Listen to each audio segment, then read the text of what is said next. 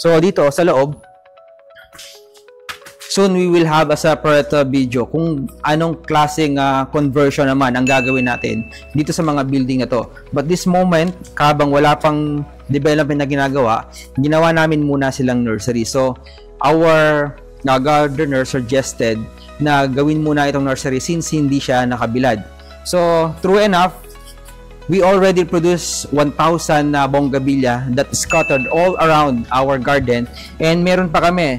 Continuous yan. I don't know kung aabot kami ng mga 10,000 nursery, mga plants na meron kami dito. Pero natutuwa ako dahil in span of 3 months, I think yan lalaki yan. Dahil yung mga natanim naming mga unang batches, kasing laki na nung mga na-purchase namin. So again, suggestion ko sa inyo, kung magpapagawa na kayo ng mga garden function na may kinalaman talaga dun sa mga development panglabas, pang outdoor, mag-start na kayo magtanim kung meron din naman kayong space enough para magawa ninyo itong nursery nyo. Basta kailangan nyo lang makakita ng isang tao na marunong sa ganitong klaseng trabaho dahil they are also professional in terms of this kind of business.